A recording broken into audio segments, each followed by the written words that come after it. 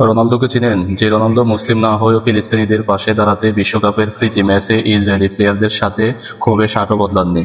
চিনেন কি রোনালদোকে? যে রোনালদো 2013 সালের জয় করা ব্যালন ডি'অর ট্রফিটা নিলামে বিক্রি করে পাওয়া অর্থের পুরোটাই দান করেন অসুস্থ শিশুদের চিকিৎসায়।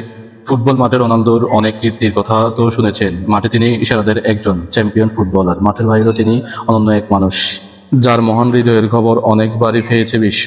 মাঠে যেমন গতিময় ক্রিস্টিয়ানো রোনালদো সবাইকে টেক্কা দিয়ে বল নিয়ে ছুটে যান গোল পোস্টের দিকে, মাঠের বাইরে অসহায় মানুষের পাশে দাঁড়াতে, তাদের প্রীতি সাহায্যের হাত বাড়িয়ে দিতে যান সবার আগে।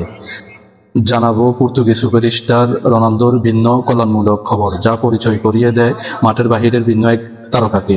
করোনা ভাইরাস পরিস্থিতিতে 2020 সালের শুরুর দিকে থমকে গিয়েছে বিশ্ব অঙ্গন। খেলা বন্ধ থাকায় খেলোয়াড়রাও অনেক আর্থিক ক্ষতির সম্মুখীন হয়েছেন। তবুও সে সময় ক্রিস্টিয়ানো রোনালদোর ইভান্টাস তার সতীর্থদের উৎসাহ দিয়েছেন ক্লাবের ক্ষতি পুষিয়ে নিতে, বেতন ছাড় দিতে।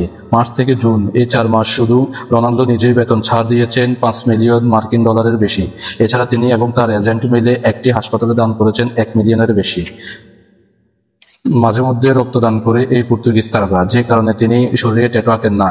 ট্যাটু আঁকার কয়েকদিনের মধ্যে রক্তদান করলে ইনফেকশনের সংখ্যা থাকে, যে কারণে নিজের পছন্দের তালিকা থেকে এইসব জিনিস পরিহার করেছেন নির্দ্বিধায়। খেলোয়াড়ি জীবন এবং ব্যক্তি জীবন দুই জায়গাতে রোনালদো মেগা সুপারস্টার।